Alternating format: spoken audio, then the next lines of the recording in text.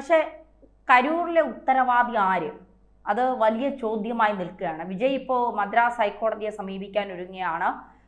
അതായത് CCTVകളും രേഖകളും സംരക്ഷിക്കപ്പെടണം, കോടതി നേരിട്ട് ഈ കേസ് അന്വേഷിക്കണം. അതായത് സ്റ്റാലിൻ സർക്കാരിനെ തനിക്ക് വിശ്വാസമില്ല, ഇതിൻ്റെ പിന്നിൽ ഒരു വലിയ ഗൂഢാലോചന നടന്നിട്ടുണ്ട്, തന്നെയും തൻ്റെ പാർട്ടിയും തകർക്കാനായി ആരൊക്കെയോ കച്ചകെട്ടി നടത്തിയ ഗൂഢാലോചനയുടെ ഭാഗമാണ് ഈ മരണങ്ങളും ഈ അപകടങ്ങളും ഒക്കെ എന്ന് വിജയ് കൃത്യമായി പറയുകയാണ്.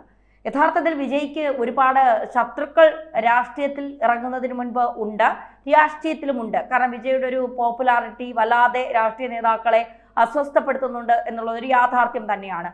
അങ്ങനെയാണ് എങ്കിൽ ഈ മനുഷ്യക്കുരുതിക്ക് ആരെങ്കിലും കച്ച കെട്ടി ഇറങ്ങിയതാണ്? വിജയെ തോൽപ്പിക്കാൻ വേണ്ടി നടത്തിയ ഒരു മനുഷ്യക്കുരുതിയായി നമുക്കിതിനെ കണക്കാക്കാൻ കഴിയുമോ? വാർത്തകളെല്ലാം നമ്മൾ കേൾക്കുകയും പരിശോധിക്കുകയൊക്കെ ചെയ്യുന്ന സമയത്ത് അത്തരം ഒരു ഗൂഢാലോചന ഉണ്ട് എന്ന് പറയുന്ന സിദ്ധാന്തത്തിന് പ്രസക്തിയില്ല എന്നാണ് എനിക്ക് തോന്നിയിട്ടുള്ളത്.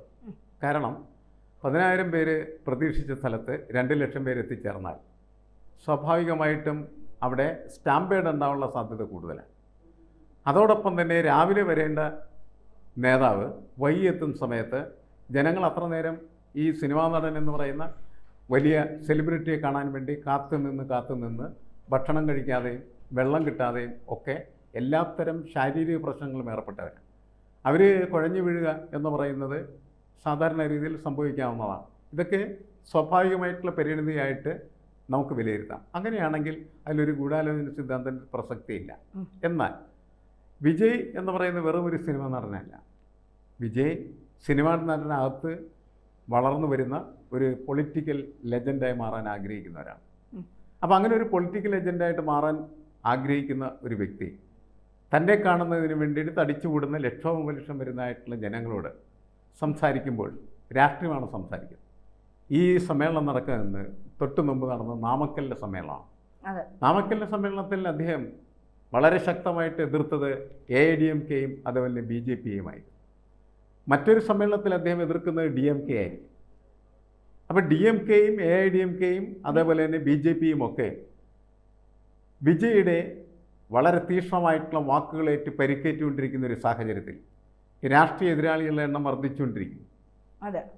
അങ്ങനെ വർദ്ധിച്ചുകൊണ്ടിരിക്കുന്ന ഈ രാഷ്ട്രീയ എതിരാളികളിൽ ആരെങ്കിലും ചിലർ ഇങ്ങനെയുള്ള ഒരു സംഭവവികാസത്തിന് വേണ്ടി ബോധപൂർവം പരിശ്രമിച്ചിട്ടുണ്ടോ എന്ന വിജയുടെ സംശയം എന്ന് പറയുന്നത് നമുക്ക് തള്ളിക്കളയാവുന്നതല്ല. വേണമെങ്കിൽ അതും സംഭവിച്ചേക്കാം. പക്ഷേ കോടതിയുടെ, സമൂഹത്തിൻ്റെ, അവിടെയുള്ള ഭരണകൂടത്തിൻ്റെ പ്രധാനപ്പെട്ട ഉത്തരവാദിത്വം എന്ന് പറയുന്നത് ഇതിൻ്റെ സത്യാവസ്ഥ, നിജാവസ്ഥ എന്താണ് എന്ന് കൃത്യമായിട്ട് ജനങ്ങളെ അറിയിക്കുക എന്നതാണ്. കാരണം ഇത് ഒരിക്കൽ പോലും സംഭവിക്കാൻ പാടില്ലാത്ത, പ്രത്യേകിച്ച് ഒരു രാഷ്ട്രീയ നേതാവിൻ്റെ സമ്മേളനത്തിൽ ഒരിക്കൽ പോലും സംഭവിക്കാൻ പാടില്ലാത്ത വലിയൊരു ദുരന്തമാണ്. ഈ ദുരന്തം 40-ലധികം ജീവനെ ഇപ്പം തന്നെ അപഹരിച്ചു കഴിഞ്ഞിരിക്കുക. ഇനിയും മരണസംഖ്യ ഉയരും എന്നാണ് കണക്കാക്കപ്പെടുന്നത്. അതിൽ കുട്ടികളുണ്ട്, സ്ത്രീകളുണ്ട്.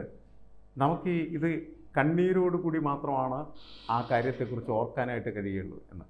അത്ര വലിയ ഒരു ദുരന്തം തമിഴ്നാടിൻ്റെ ഒരു സങ്കട കണ്ണീരായിട്ട് തന്നെ യഥാർത്ഥത്തിൽ മാറിക്കഴിഞ്ഞിരിക്കുകയാണ്. ആ വിഷയം പക്ഷേ ഒരു ദിവസം 2 ദിവസം മാത്രമാണ് ഈ സങ്കടങ്ങളിൽ പൊതിഞ്ഞു നിൽക്കുകയുള്ളൂ. 2-3 ദിവസം കഴിയുമ്പോൾ ഈ സങ്കടങ്ങളൊക്കെ പൊളിഞ്ഞു പോകും, അല്ലെങ്കിൽ ആളുകൾ മറക്കും. അത് ആളുകളുടെ സ്വഭാവമാണ്. ഇനി അതിനെ സംബന്ധിച്ചിടത്തോളമുള്ള പോരാട്ടം, വാക്ക് പോരാട്ടം, നിയമ പോരാട്ടം, ശാരീരിക പോരാട്ടം, ഇതൊക്കെ നടക്കാനായിട്ടുള്ള സാധ്യത തള്ളിക്കളയാവുന്നതല്ല. നാളെ തമിഴ്നാടിനെ മാറ്റിമറിക്കുന്ന വലിയൊരു കൊടുങ്കാറ്റായിട്ട് ഈ സംഭവവികാസം മാറിത്തീർന്നാൽ പോലും അത്ഭുതപ്പെട്ടിട്ട് കാര്യമില്ല എന്നാണ് എനിക്ക് തോന്നുന്നത്. പക്ഷേ ഈ കേരളത്തെ പോലെയല്ല, തമിഴ്നാട്ടിലെ ജനങ്ങളെന്ന് പറയുന്നത് ഒരു സിനിമാ മോഡൽ ജീവിതം നോക്കുന്നവരാണ് അവർ. അതായത് അത്ര ലക്ഷറി എന്നല്ല ഞാൻ പറയുന്നത്. ഈ സിനിമയിലൊക്കെ നമ്മൾ കാണുന്നത് പോലെ ഒരു നായകൻ വരുന്നു, ആ നായകനെ തകർക്കാനായി ഒരു ഗുണ്ടാപ്പടം മറ്റൊരു ഭാഗത്ത് നിൽക്കുന്നു. ഈ ചില രാഷ്ട്രീയ സിനിമകൾ നമ്മൾ കാണുന്നത് പോലെയാണ്. ഒരു നായക നടൻ, രാഷ്ട്രീയക്കാരനായ ഒരു നടൻ നിന്ന് പ്രസംഗിക്കുന്നു, ആ സദസ്സ് മുഴുവൻ ആളുകൾ കൊണ്ട് നിറയുന്നു, അവിടെ പെട്ടെന്നൊരു ബോംബ് പൊട്ടലുണ്ടാകുന്നു, അല്ലെങ്കിൽ പെട്ടെന്ന് കുറേ ആളുകൾ മരണപ്പെടുന്നു, ചില പ്രതിഷേധങ്ങൾ, ആക്രമണങ്ങളൊക്കെ ഉണ്ടാകുന്നു. ഇതിൻ്റെ പിന്നിൽ മറ്റൊരു വില്ലൻ കഥാപാത്രമായിരിക്കാം ഇതിൻ്റെ പിന്നിൽ പ്രവർത്തിക്കുന്നത്.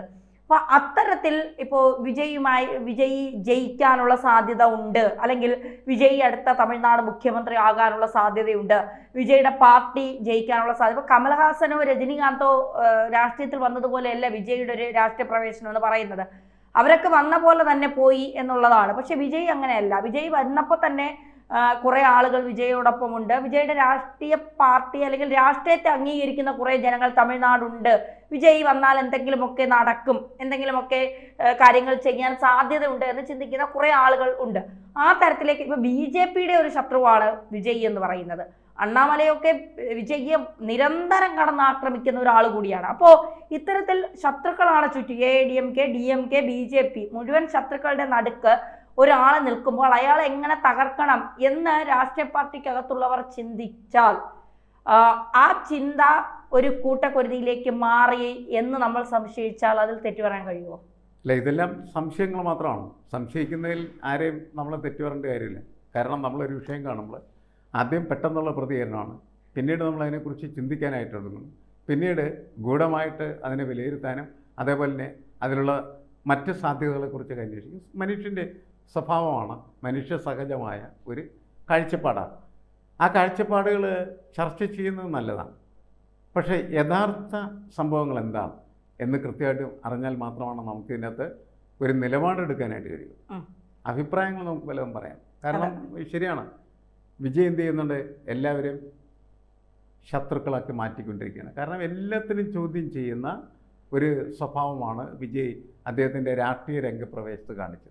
ഇതാണ് അവിടുത്തെ ജനങ്ങളിൽ അദ്ദേഹത്തിന് വിശ്വാസം ഉണ്ടാകുന്നതിന് പ്രധാനമായ കാരണമായി മാറി. കാരണം നിലവിലുള്ള ഭരണകൂടങ്ങളുടെ ഒരു ജീർണതയുണ്ട്. ഏത് ഭരണകൂടമായി ആ ജീർണതയിൽ മടുത്തിട്ടാണ് മനുഷ്യനിങ്ങനെ നിൽക്കുന്നത്.